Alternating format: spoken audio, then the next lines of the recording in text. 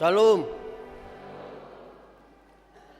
Kita mengucapkan terima kasih pada Tuhan Yang Maha Kuasa, bisa kita sehat walafiat di dalam bait Allah.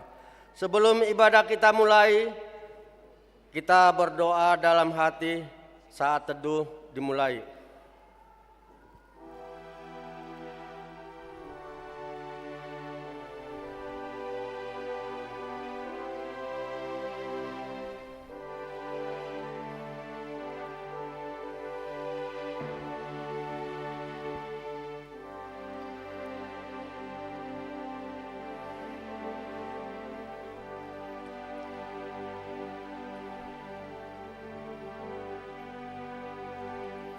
Amin. Kita bernyanyi.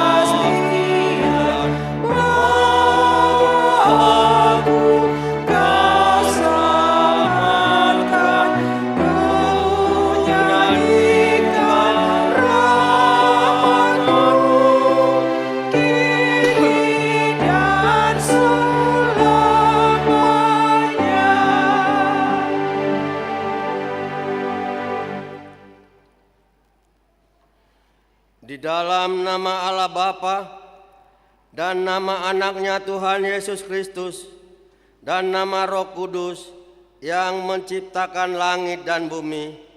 Amin. Nyanyikanlah nyanyian baru bagi Tuhan, sebab Ia telah melakukan perbuatan-perbuatan yang ajaib. Tuhan telah memperkenankan keselamatan yang daripadanya, telah menyatakan keadilannya di depan mata-mata bangsa. Keselamatan telah dikerjakan kepadanya oleh tangan kakinya, oleh lengannya yang kudus. Haleluya.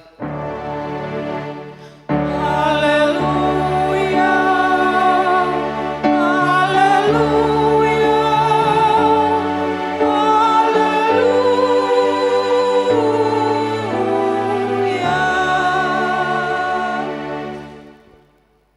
Marilah kita berdoa. Ya Tuhan Allah yang Maha Pengasih, Firman-Mu mengatakan bahwa kami menderita dan mati bersama-sama dengan anak-Mu Yesus Kristus Tuhan kami, supaya kami bersama dengan Dia di dalam kemuliaan. Ajarlah kami menurut kehendak-Mu, teguh dalam iman serta penuh pengharapan akan kebangkitan dan kemuliaan yang kelak Tuhan berikan kepada orang-orang percaya kepadamu. Amin. Kita bernyanyi.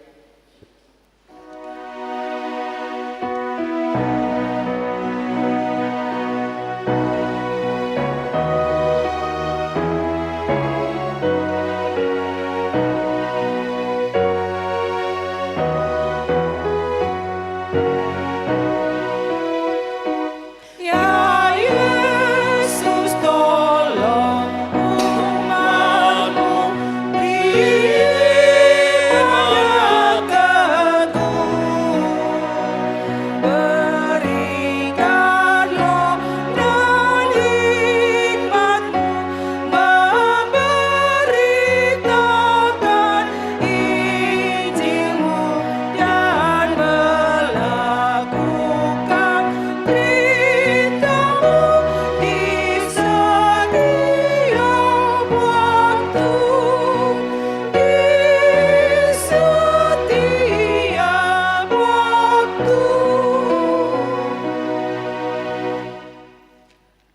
Dengarkanlah hukum Tuhan yang tertulis dalam kitab Mazmur 105 ayat 2. Bernyanyilah baginya, bermasyhurlah baginya, percakapkanlah segala perbuatan yang ajaib. Demikianlah hukum Tuhan. Mari kita memohon kekuatan dari Tuhan melakukan hukum-Nya. Ya Tuhan Allah, kuatkanlah kami melakukan yang sesuai dengan hukum-Mu. Amin. Kita bernyanyi.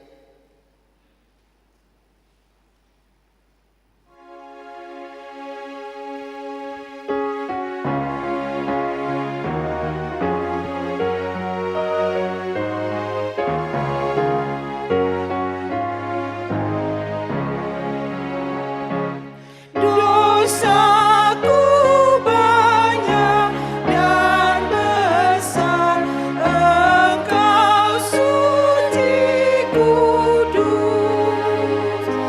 Setiap kali ku sesat, berbuat jahat terus.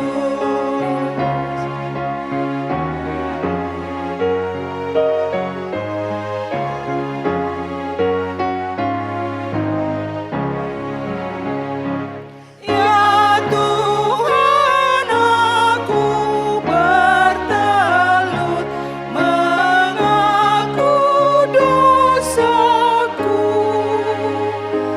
Ampuni aku, hamba-Mu, terima jiwaku.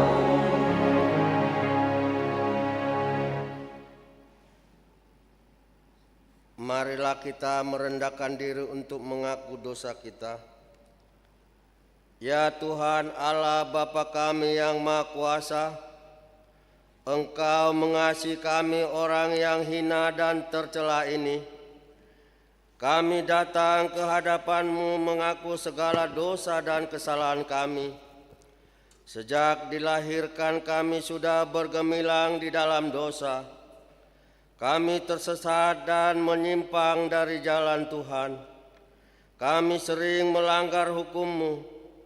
Ya Tuhan kami, janganlah mengingat dosa dan pelanggaran kami pada masa muda, tetapi ingatlah kepada kami sesuai dengan kasih setiamu oleh karena kemurahan-Mu.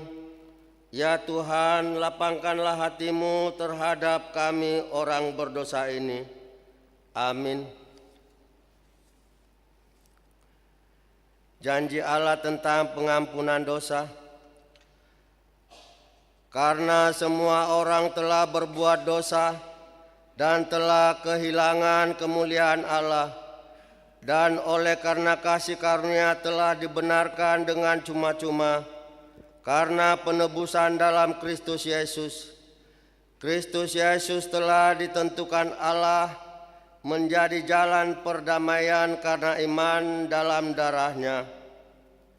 Kemuliaan bagi Allah di tempat yang maha tinggi. Amin.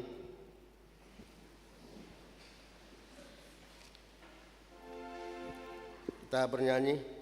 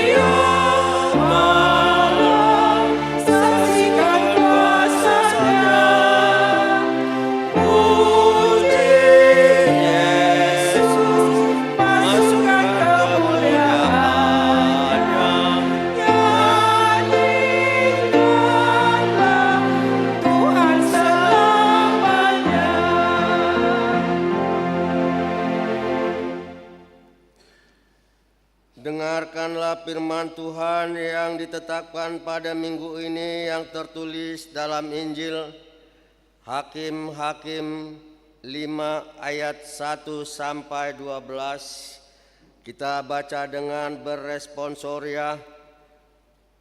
Pada hari itu bernyanyilah Deborah dan Barak bin Abinoam demikian.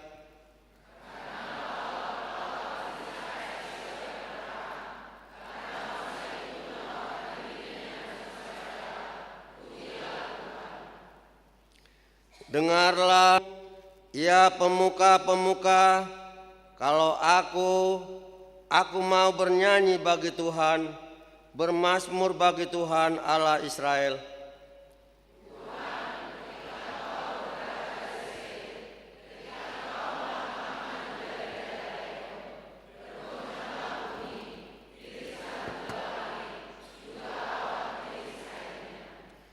Gunung-gunung yakni Sinai bergoyang di hadapan Tuhan Allah Israel.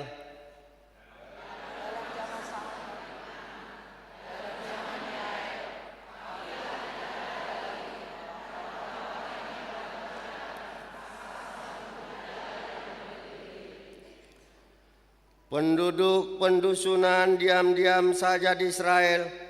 Ya, mereka diam-diam sampai engkau bangkit, Deborah bangkit sebagai ibu di Israel.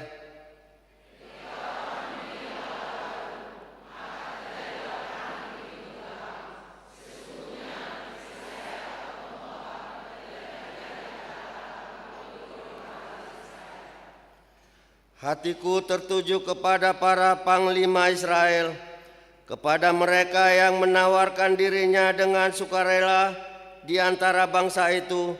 Pujilah Tuhan.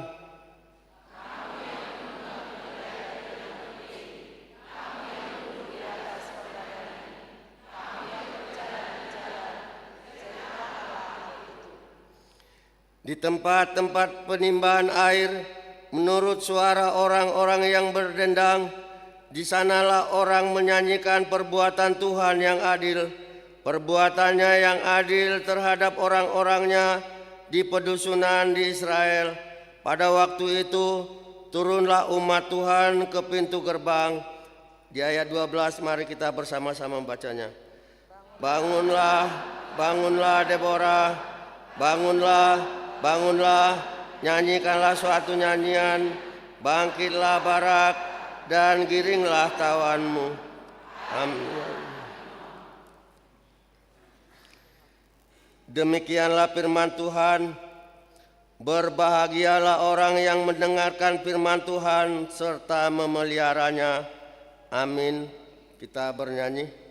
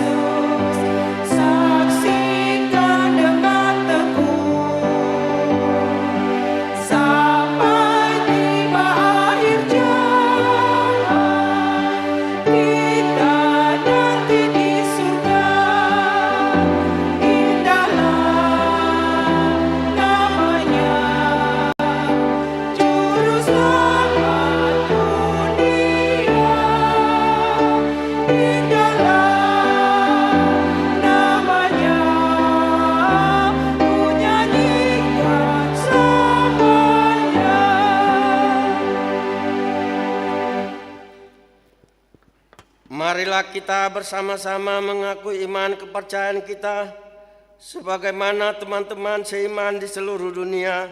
Kita bersama-sama mengucapkannya. Aku percaya kepada Allah, Bapa yang Maha Kuasa, Khalik langit dan bumi. Aku percaya kepada Yesus Kristus, Anaknya yang tunggal Tuhan kita, yang dikandung daripada Roh Kudus, lahir dari anak darah Maria, yang menderita sengsara di bawah pemerintahan Pontius Pilatus, disalibkan, mati dan dikuburkan, yang turun ke dalam kerajaan maut, pada hari yang ketiga bangkit pula dari antara orang mati, naik ke surga, duduk di sebelah kanan Allah Bapa yang Maha Kuasa. Dari sana akan ada datang kelak untuk menghakimi orang yang hidup dan yang mati. Aku percaya kepada Roh Kudus dan adanya satu gereja yang kudus dan am, persekutuan orang kudus, pengampunan dosa, kebangkitan daging dan hidup yang kekal. Amin.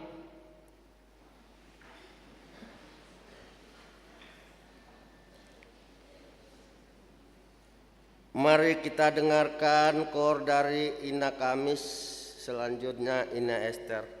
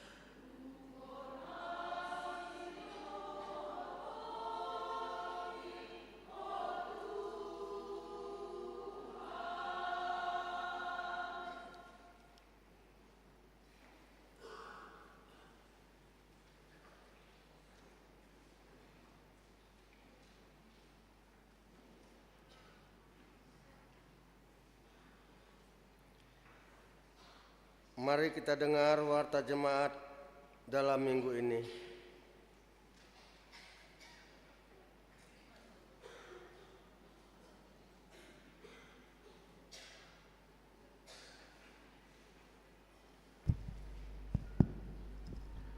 Shalom, selamat hari Minggu bagi kita semua. Marilah kita ikuti sejenak warta jemaat gereja kita pada Minggu 18 Mei 2025. Yang pertama, nama minggu kita hari ini Minggu Kantate. Topik minggu, Allah mengaruniakan pertobatan. Yang kedua, kelompok kor di ibadah hari Minggu tanggal 25 Mei 2025. Yang pertama di pukul 7.30, Ina Esther, Ina Deborah, Ama Salom. Di pukul 10, Ina Hanna, Ama Huria, NHKBP. Di pukul 17, Ina Kamis, Ama Jericho and Harmonix. Yang ketiga, ibadah minggu pukul 7.30 WIB. Di tanggal 25 Mei 2025 kita memakai bahasa Batak. Yang keempat, basar makanan.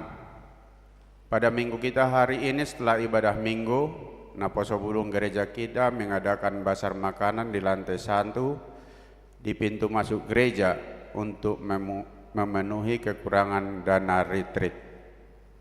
Yang kelima, kunjungan gerejawi. Di minggu kita hari ini, Pengumuman Ama Huria dari gereja kita melaksanakan kunjungan gerejawi ke HKBP Pelabuhan Ratu yang dipimpin oleh Amang Pendeta Adolf Tasman Nababan, Sarjana Teologi, dan Dewan Koinonia. Yang keenam, pemberian ulos untuk jemaat yang telah berumur 70 tahun. Pada hari Minggu ini di ibadah pukul 10 waktu Indonesia Barat, gereja kita mengadakan pemberian ulos kepada Bapak Janes O. Hutasoid yang telah berumur 75 tahun dari sektor Filipi. Pemberian ulos dilaksanakan setelah pembacaan warta jemaat pada pukul 10. Yang ketujuh, amplop Diakoni Sosial Huria. Pada minggu hari ini kita mengumpulkan amplop Diakoni Sosial Huria di persembahan yang kedua. Yang kedelapan, rapat marturia. Pada hari Senin 19 Mei 2025 diadakan rapat marturia. Dimohon untuk seksi musik, semua song leader, multimedia, dan petugas ibadah sore agar dapat mengikuti rapat dimulai pukul 19 WIB bertempat di gereja lantai 1. Yang kesembilan, kebaktian sektor. Di hari Selasa 20 Mei 2025 di sektor Judea di keluarga Bapak R. Nabitupulu Ibu Borusitorus, di sektor Kanaan di Bapak keluarga Bapak F. Sihite Ibu Boru Manalu, di sektor Efesus di keluarga Bapak R. Sinambela Ibu Boru Siadari, di sektor Galatia di keluarga Bapak M. Nainggolan Ibu Boru Manurung, di sektor Filipi di keluarga Bapak R. Sihaloho Ibu Boru Manurung, di sektor Philadelphia di keluarga Bapak R. Simangunsong Ibu Boru Panggabean. Pada hari Rabu tanggal 21 Mei 2025 di sektor Sion di keluarga Bapak T. Siagian Ibu Boru Sinurat, di sektor Betania di keluarga Bapak R. Butar-Butar Ibu Boru Manulang, di sektor Roma di keluarga Bapak S. Napitupulu Ibu Boru Tampu Bolon, di sektor Nasaret di keluarga Bapak B. Sianipar Ibu Boru Pangaribuan, di sektor Kolose di keluarga Bapak H. Pasaribu Ibu Boru Sialagan, di sektor Bethlehem di keluarga Bapak R. Manalu Ibu Boru Situmorang. Alamat dapat kita lihat di warta yang kita masing-masing. Yang ke-10, warta pemberkatan nikah. Warta pertama, hendak menerima pemberkatan nikah Martahan Muara Tagor Sinurat anak dari Bapak almarhum Maresen Sinurat, Ibu almarhum Doriana Borsitorus, alamat Jalan Cendrawasih 1, Blok B2 nomor 1B, RT 4, RW 14, Jemaat HKBP Cimanggis, Resort Cimanggis. Dengan tunangannya Farida Basa Uliarta Boru Situmorang, putri dari Bapak almarhum Situa Jabarlas Situmorang, Ibu Erika Boru Sinaga. Alamat Jalan Pulau Kalimantan 1 nomor 6, Perumnas 3 Bekasi, Jemaat HKBP Setia Mekar, Resort Setia Mekar Bekasi Timur. Pemberkatan nikah di hari Jumat 30 Mei 2025 di HKBP Setia Mekar, Resort Setia Mekar Bekasi. Yang ke-11, amplop resort. Pada hari Minggu 25 Mei 2025 kita mengumpulkan amplop untuk resort. Yang ke-12, perayaan Paskah Raya HKBP wilayah Pulau Jawa. Pada hari Senin 26 Mei 2025 yang akan datang diadakan perayaan Paskah Raya HKBP wilayah Pulau Jawa yang bertempat di Jakarta International Velodrome, Jalan Pemuda Rawamangun mulai pukul 8.30. Dikarenakan kuota terbatas untuk setiap distrik, maka dari itu utusan dari gereja kita HKBP Cimanggis yaitu 18 orang kaum ibu. Yang ke-13, pembersihan gereja. Sesuai dengan jadwal yang telah dibuat oleh seksi sending, besok hari Senin 19 Mei 2025 untuk dapat melakukan pembersihan gereja yaitu sektor Kanaan dan Galatia dimulai pada pukul 10 WIB. Yang ke-14, jumlah jemaat yang mengikuti ibadah pada tanggal 11 Mei 2025 sebanyak 884 orang. Yang ke-15, jemaat yang berulang tahun. Ulang tahun kelahiran 48 orang, ulang tahun pernikahan 7 kepala keluarga. Pendeta dan seluruh majelis HKBP Cimanggis menyampaikan selamat ulang tahun kelahiran dan pernikahan pada periode 19 sampai 25 Mei 2025. Firman Tuhan yang menyempurnakan sukacita mereka tertulis di Yesaya pasal 46 ayat yang keempat. Sampai masa tuamu aku tetap dia, dan sampai masa putih rambutmu aku menggendong kamu. Aku telah melakukannya dan mau menanggung kamu terus. Aku mau memikul kamu dan menyelamatkan kamu. Yang ke-16, iuran diakoni sosial. Jumlah yang memberikan persembahan iuran diakoni sosial pada minggu ini 8 kepala keluarga sebanyak 1.375.000. Yang ke-17, persembahan bulanan atau persembahan tahunan. Jemaat yang memberikan persembahan bulanan atau tahunan pada minggu ini 6 kepala keluarga sebanyak 1.025.000. Gereja kita mengucapkan terima kasih banyak untuk jemaat kita yang sudah melunasi persembahan bulanan dan iuran diakoni sosial sampai bulan Mei 2025. Dan untuk jemaat kita yang ingin membayar persembahan bulanan dan iuran diakoni sosial bisa melalui transfer atau bisa disampaikan ke majelis sektornya masing-masing. Yang ke-18, keuangan gereja. Huria 7.071.100 rupiah, pembangunan 1.192.500 rupiah, sentralisasi atau pusat 8.419.400 rupiah, jumlah 16.683.000. Jika ada persembahan yang tidak tercantum dalam warta, mohon diinformasikan kepada majelis untuk diperbaiki pada minggu berikutnya.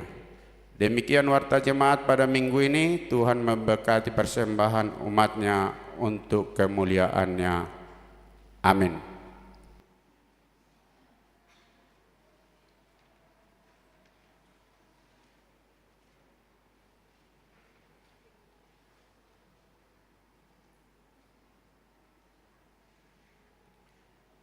Mari kita dengar KOR NHKBP.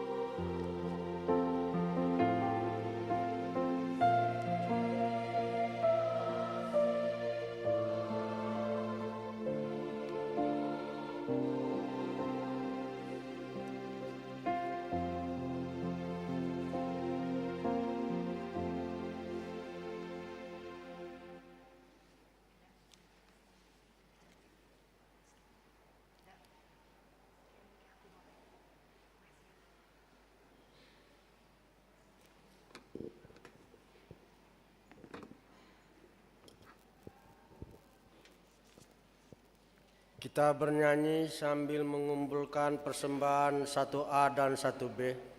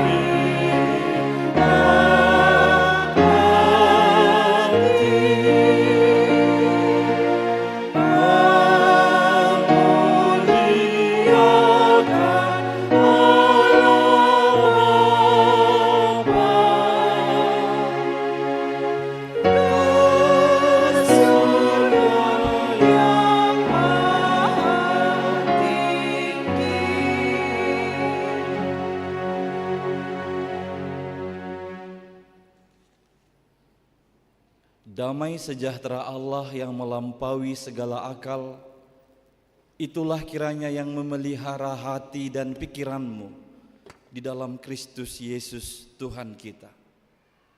Amin. Jemaat yang dikasihi oleh Tuhan Yesus Kristus, diterangi topik minggu Allah mengaruniakan pertobatan. Marilah kita membacakan firman yang tertulis di dalam kitab Kisah Para Rasul pasal 11 ayat 1 sampai dengan ayat 18. Rasul-rasul dan saudara-saudara di Yudea mendengar bahwa bangsa-bangsa lain juga menerima firman Allah.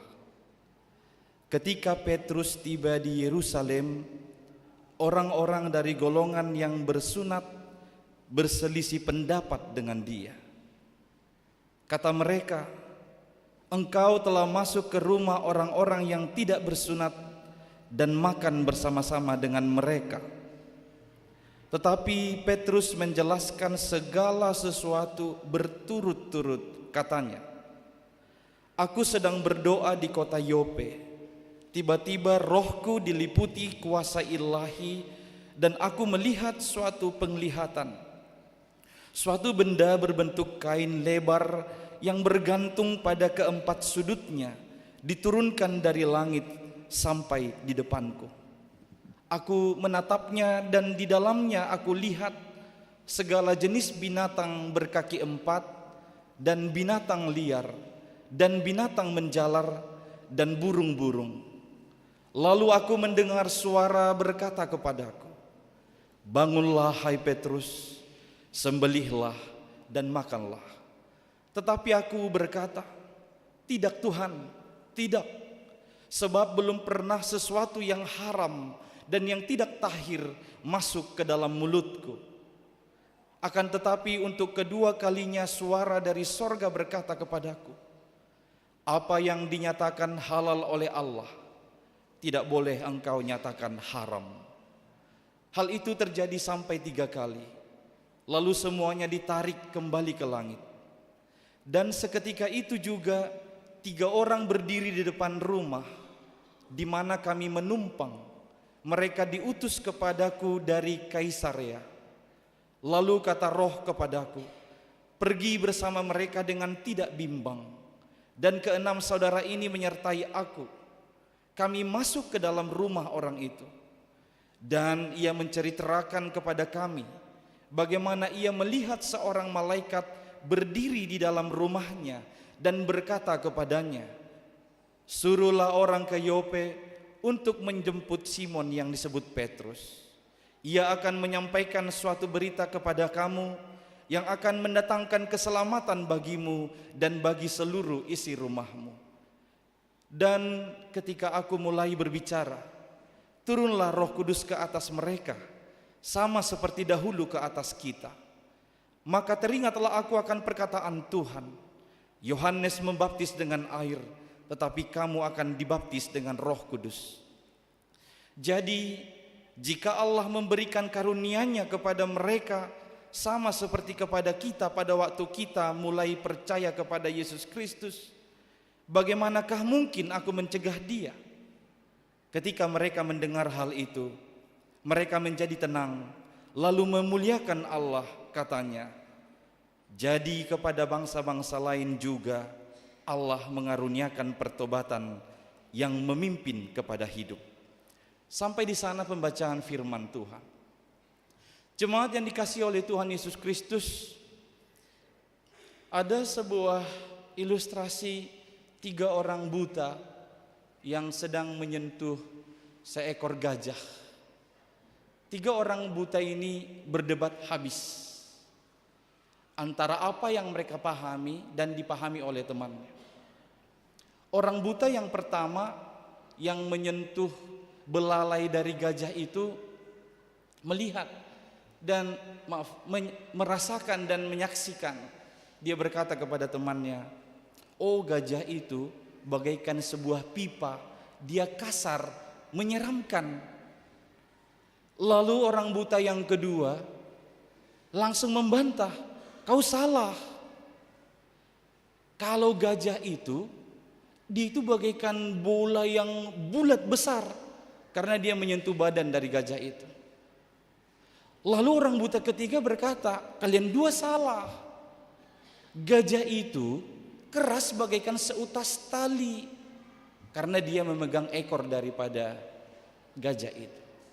Masing-masing mereka bertiga memiliki pemahaman yang berbeda, memiliki perasaan yang berbeda tentang satu objek yang sama, tapi karena kurangnya pemahaman akan keseluruhan dari apa yang mereka sedang saksikan itu, maka mereka bisa saja menjadi saling menyalahkan, tidak berterima satu dengan yang lain, atau saling merendahkan. Jemaat yang dikasihi oleh Tuhan Yesus Kristus, apabila seseorang atau sesuatu berbeda dari apa yang kita pahami, biasanya respon kita dengan cepat adalah langsung mengkritiknya. Oh, ini tidak pas, oh itu salah. Ketika sesuatu hal itu tidak seperti yang kita pikirkan atau tidak seperti yang kita bayangkan. Pada teks yang kita baca ini, Petrus dikritik. Petrus itu adalah seorang pemimpin pada saat itu di antara rasul-rasul. Tapi dia dikritik oleh orang-orang Kristen yang berasal dari Yahudi. Itu tadi disebut orang-orang bersunat. Jadi mereka adalah orang Yahudi yang sudah masuk menjadi Kristen. Mereka mengkritik Petrus atas tindakannya, di mana Petrus pada saat itu bertamu ke rumah seorang Kornelius, seorang yang non-Yahudi, lalu dia makan bersama-sama dengan Kornelius dan keluarganya, lalu nanti dia membaptiskan Kornelius dan seisi rumahnya.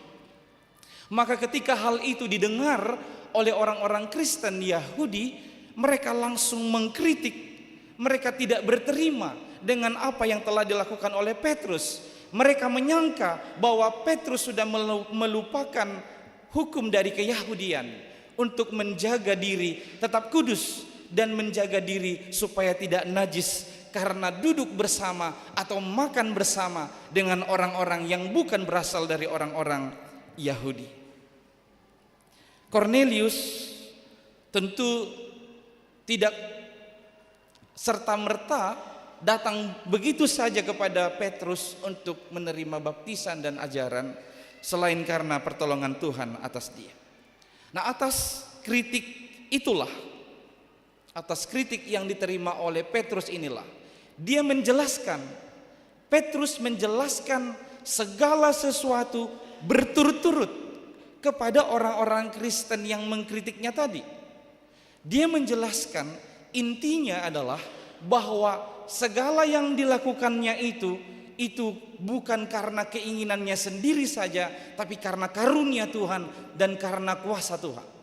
Petrus nanti menjelaskannya segala sesuatu berturut-turut. Artinya mulai dari awal sampai bagaimana dia bisa membaptiskan Kornelius, itu dia jelaskan dengan seterang-terang. Dengan lemah lembut dia menjelaskan itu kepada orang-orang Kristen. Petrus berkata, mula-mula saat dia berdoa di Yope, Tuhan memberi penglihatan kepadanya. Petrus mendapatkan penglihatan dari Tuhan. Dia melihat ada seperti kain yang lebar yang digantung di 4 sisinya, turun dari langit, persis di hadapannya. Lalu dia melihat ke dalam, ada banyak segala jenis binatang. Di sana disebutkan ada segala jenis binatang berkaki 4, binatang liar, binatang menjalar, dan burung-burung. Ketika dia sudah melihat itu persis di hadapan matanya, lalu dia mendengar ada suara yang berkata, bangunlah Petrus, sembelihlah dan makanlah. Pada saat itu respon Petrus yang pertama dia bilang, tidak Tuhan, tidak. Karena apa? Dia adalah seorang Yahudi tulen. Dia tahu betul dalam ajaran Yahudi tidak boleh sembarangan memakan makanan-makanan yang diharamkan. Seperti yang disebutkan yang dia lihat di dalam kain itu. Tetapi untuk kedua kalinya itu diturunkan di hadapannya. Lalu ada suara yang berkata, apa yang dihalalkan oleh Allah, janganlah kau katakan haram. Itu berulang selama 3 kali di hadapan Petrus. Penglihatan inilah yang dilihat Petrus sebelum dia nanti pergi menuju Kaisarea bertemu dengan Kornelius. Setelah dia mendapatkan penglihatan itu, segera setelah berdoa dia lihat ada 3 orang yang datang ke tempat itu.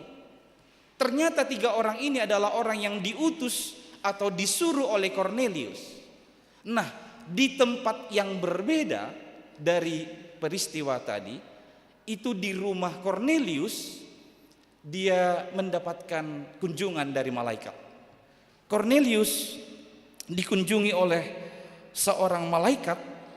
Dia adalah Kornelius ini adalah seorang perwira pasukan Italia. Dia non Yahudi, tapi dia seorang yang takut akan Tuhan. Dia suka memberi sedekah. Nah, ketika dia di dalam rumahnya, dia didatangi oleh malaikat. Malaikat itu berkata kepada Kornelius, "Kornelius, suruhlah orang ke Yope untuk menemui seorang yang bernama Petrus, karena dia akan mengajarkan kepadamu tentang Injil dan dia akan memberikan engkau tentang keselamatan." Setelah mendapatkan kunjungan malaikat itulah, nanti Kornelius menyuruh utusannya. Itulah tadi 3 orang yang bertemu dengan Simon Petrus ketika dia selesai mendapatkan penglihatan itu. Demikianlah terjadi, nanti Simon datang.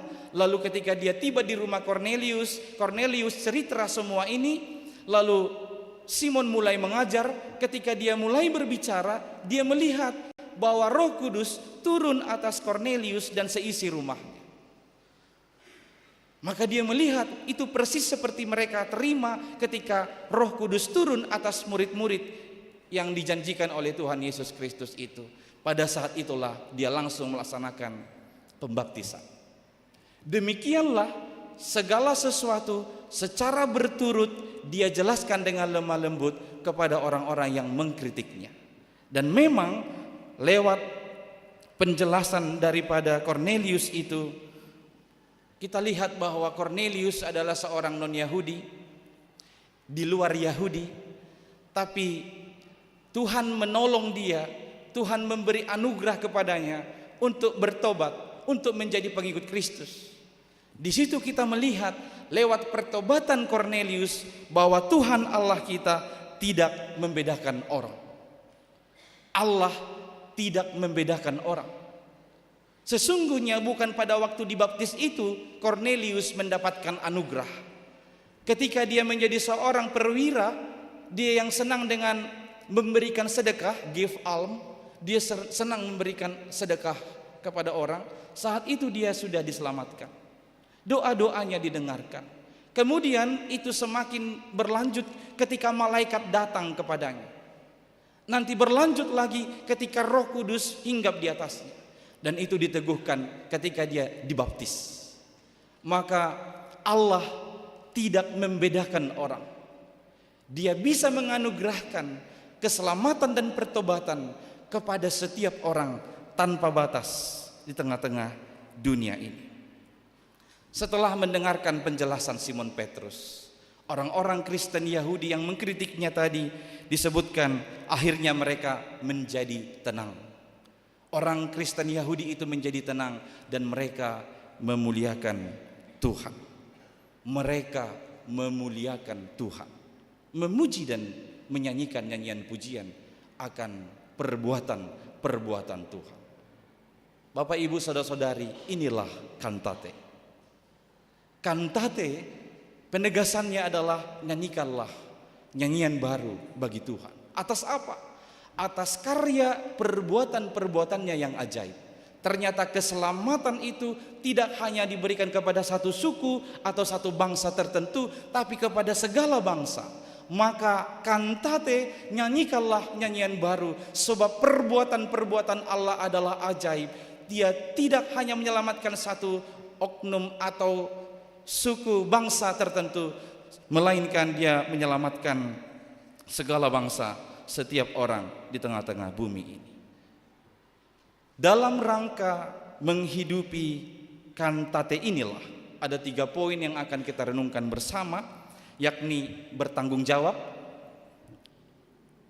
Dengan sadar, dengan lemah lembut, kita dapat mempertanggungjawabkan segala tindakan dan segala perbuatan kita.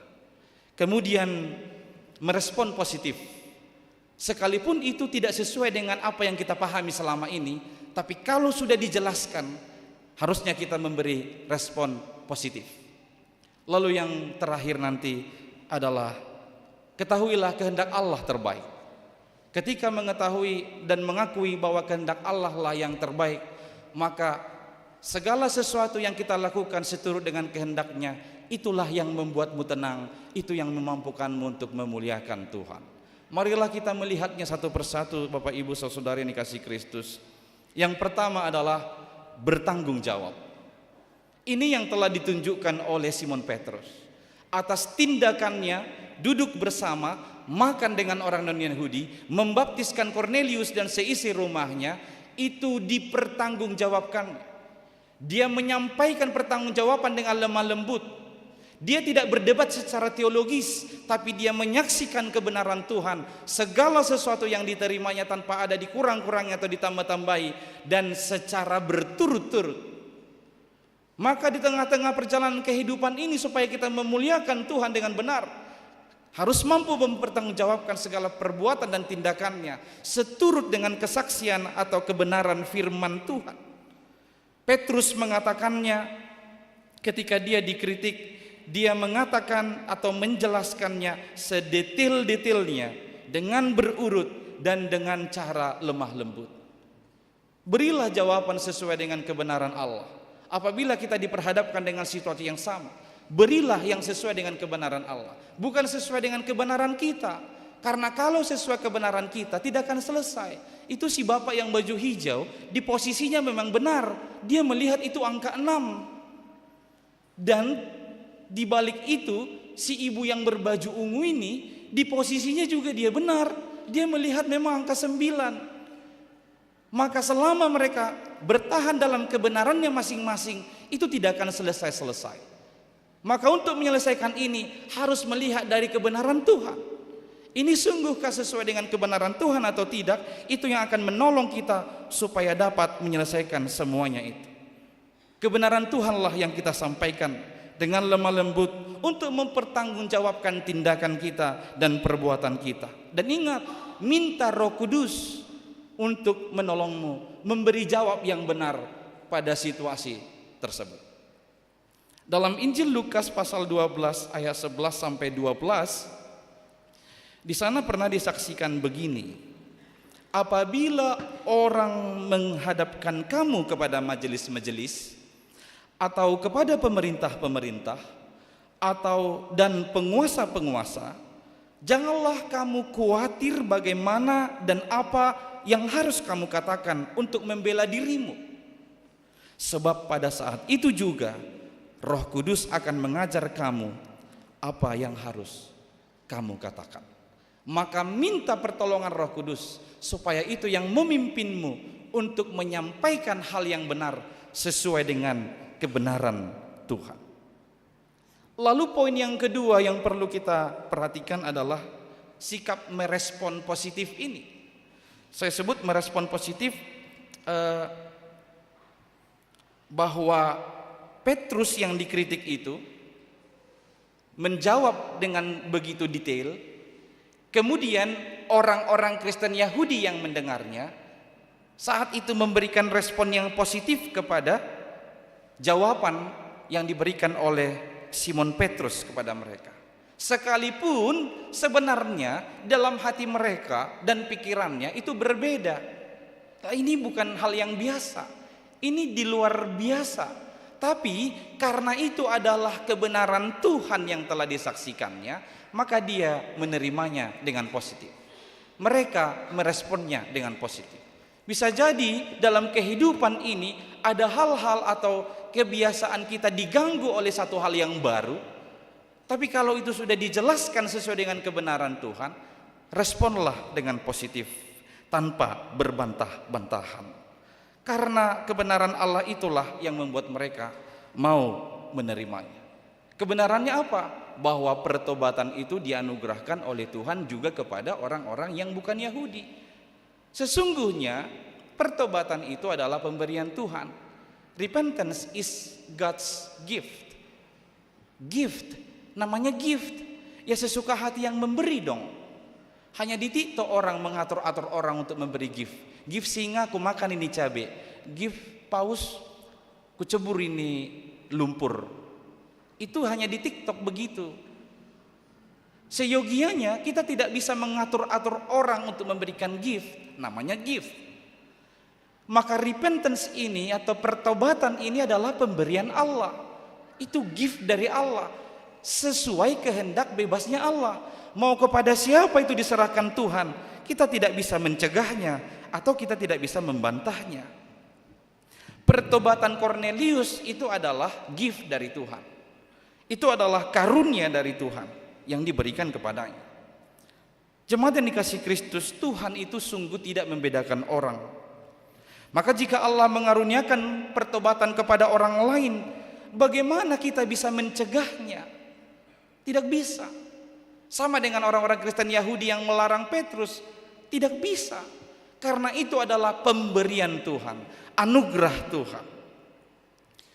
Inilah juga yang menjadi nyanyian baru bagi kita, khususnya kita gereja HKBP.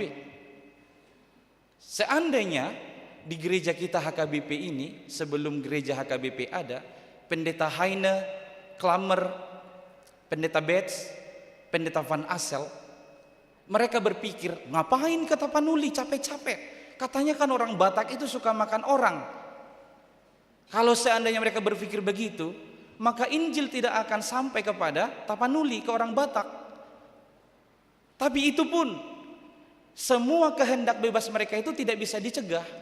Kehendak Allah itu tidak bisa dicegah.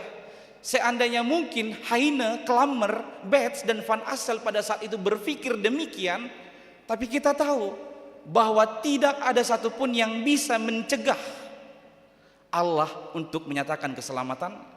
Bukankah sebelum Heine, Klammer, Betts, dan Van Assel sudah ada misionaris yang lain, Samuel Munson dan Henry Lehman yang mati di Lobu Pining?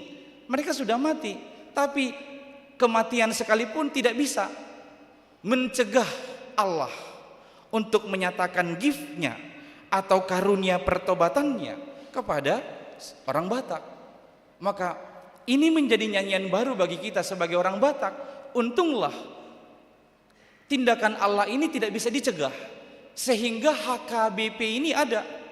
Kita mengenal Kristus, kita memperoleh keselamatan dalam Kristus.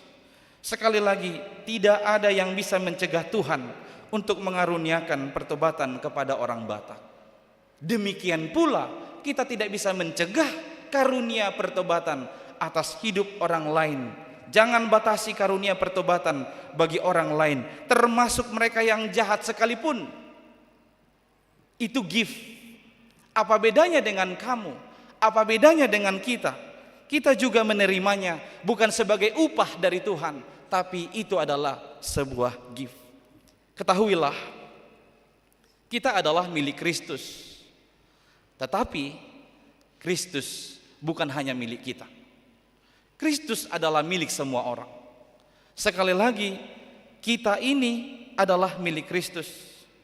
Tetapi Kristus bukan hanya milik kita, tapi milik semua orang. Yang ketiga, ini yang terakhir. Kehendak Allah lah yang terbaik. Setelah menerima pertanggungjawaban Petrus, orang Yahudi Kristen itu menjadi tenang dan memuliakan Allah. Kita baca dulu di ayat 18 bersama-sama, 2, 3, ya.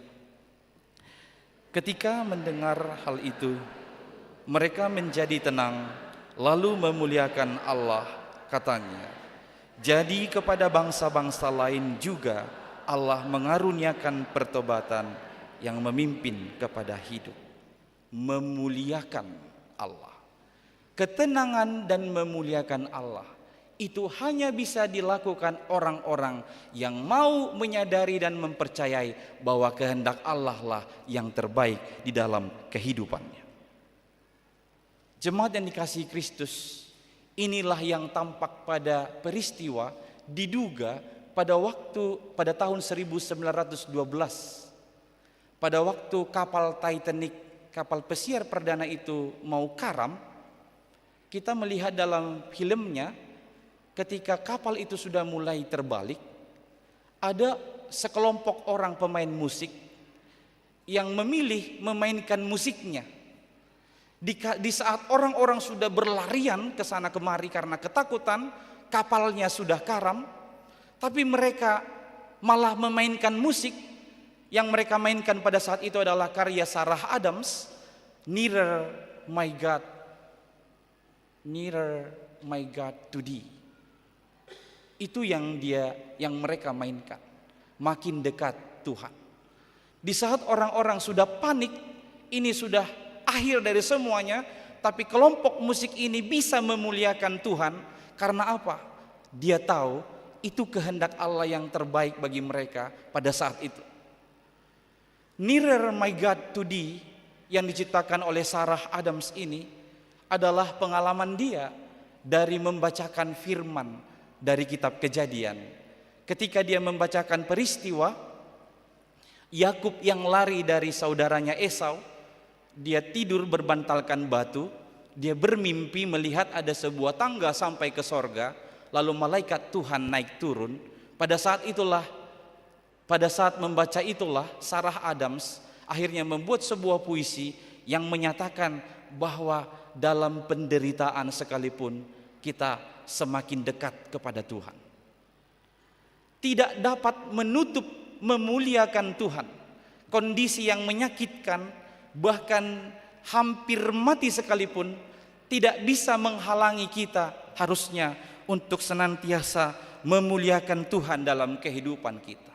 Nearer My God to Thee menjadi satu nyanyian yang sangat populer sampai saat ini. Itu bukan hanya nyanyian, bukan sekedar nyanyian, tapi ini adalah doa, ini juga menjadi jeritan, ini juga menjadi harapan untuk mendekatkan diri kepada Tuhan. Tuhan dekat, bahkan dalam tragedi terdalam sekalipun. Itu sebabnya nama Tuhan harus senantiasa dimuliakan. Memang maut harus datang, tapi maut sekalipun tidak bisa memisahkan kita dari kasih Tuhan sehingga kita tidak memuliakan Dia. Akhirnya pujilah Tuhan mulai dari terbitnya matahari sampai pada terbenamnya. Mazmur 150 disaksikan orang-orang yang menyanyikan atau memuji dan memuliakan Tuhan, hendaknya dia memuji Tuhan di setiap saat, mulai dari bangun pagi sampai dia tidur kembali, mulai dari matahari terbit sampai matahari terbenam. Pujilah Tuhan di dalam kehidupanmu. Pujilah Dia dengan segala potensi yang ada pada kita, segala potensi, dengan suara, dengan segala alat musik, segala jenis alat musik, pakailah untuk memuliakan Tuhan. Dengan tarian, puji dan muliakanlah Tuhan. Pertanyaannya, bagaimana memuliakan Tuhan? Muliakanlah Tuhan dengan harmoni. Itu bagaikan kor. Kalau orang sedang menyanyikan nyanyian kor, itu harus senantiasa bersama-sama menyanyikannya. Dan masih joluani alai hola didok dirjennai ya rak masuk, terjadi harmoni. Dan masih lomo-lomona bala tebu mulga suarana, muludang tebu geleng suarana, dan boy lomo-lomo. Itu sebabnya kalau di kor itu selalu ada aturan-aturannya. Ada kadang dibuat piano lembut, kadang mezzo forte agak keras, kadang forte keras, kadang forte fortissimo keras sekali. Ada crescendo, ada decrescendo, ada banyak aturannya supaya tercipta harmoni. Demikian jugalah memuliakan Tuhan. Harus dengan harmoni itu supaya kehendak Allah yang menjadi nyata lewat nyanyian dan pujian kita. Amin. Kita berdoa. Syukur bagimu ya Allah atas firman yang telah kami dengar pada pagi hari ini. Engkau adalah Allah yang tidak membeda-bedakan siapapun juga. Keselamatan dapat Kau anugerahkan bagi setiap orang, setiap suku, setiap bangsa. Kami bersyukur pada saat ini karena keselamatan itu Engkau anugerahkan bagi segala bangsa. Sehingga kami pun turut dalam keselamatan yang Engkau anugerahkan itu. Terima kasih atas karunia-Mu ini ya Tuhan. Biarlah kami mensyukurinya dengan senantiasa menyanyikan nyanyian yang baru dalam kehidupan kami. Biarlah seluruh hidup ini hanya memuliakan Engkau. Apabila kami diperhadapkan dengan orang-orang yang mungkin tidak setuju dengan itu, biarlah kami oleh pertolongan Roh Kudus-Mu dapat bertanggung jawab menjelaskan itu dengan kebenaran-Mu. Dan ya Tuhan, biarlah kami menerima dengan positif apa yang telah dijelaskan bagi kami seturut dengan firman-Mu. Biarlah kebenaran-Mu mengatasi segala kebiasaan dan segala hal adat yang telah kami alami dan hidupi selama ini. Tuhan, ajarlah kami untuk senantiasa memuji dan memuliakan Engkau sepanjang hidup kami. Pakailah hidup kami ini menjadi pujian dan kemuliaan bagi nama-Mu saja. Berkatilah seluruh umat-Mu ini dalam segala aktivitas mereka dalam satu minggu ini. Apapun yang mereka kerjakan, apapun yang mereka makan, apapun yang mereka minum, biarlah itu mereka lakukan hanya untuk memuliakan nama-Mu saja. Hanya dalam Yesus Kristus kami berdoa kepadamu. Amin. Kita bernyanyi sembari menyerahkan persembahan kedua dan amplop diakonis sosial.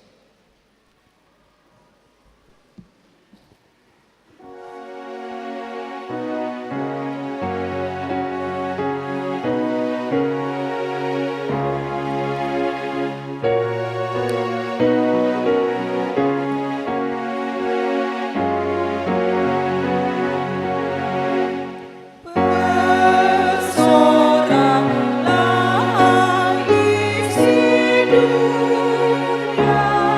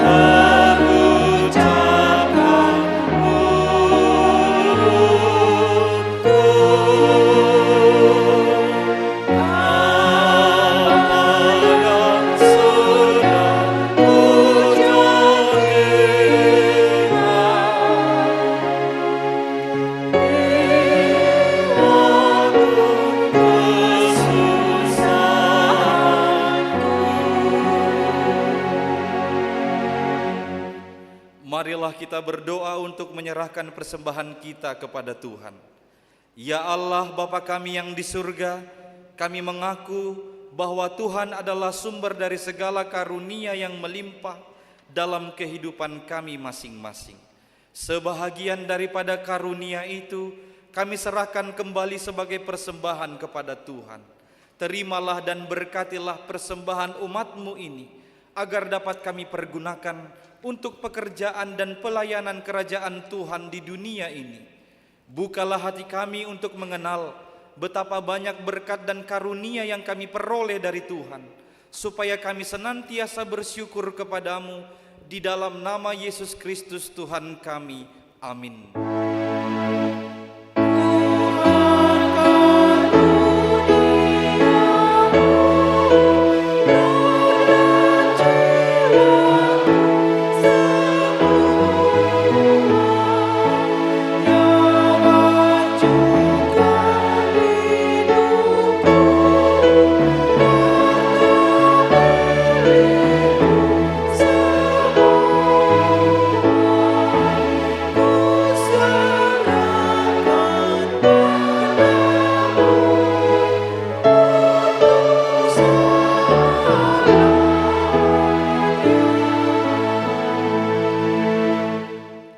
Bapa kami yang di surga, dikuduskanlah namamu, datanglah kerajaanmu, jadilah kehendak-Mu di bumi seperti di surga.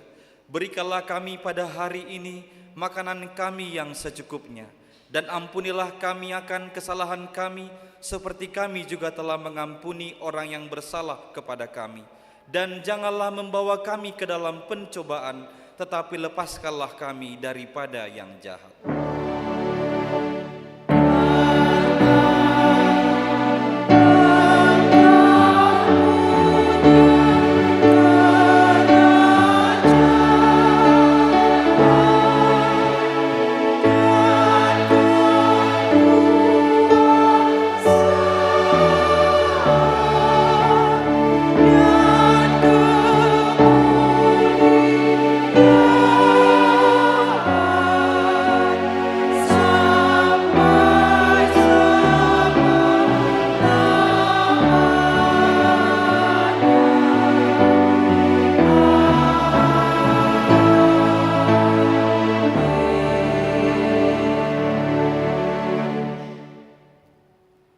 Tuhan memberkati engkau dan melindungi engkau. Tuhan menyinari engkau dengan wajah-Nya dan memberi engkau kasih karunia. Tuhan menghadapkan wajah-Nya kepadamu dan memberi engkau damai sejahtera.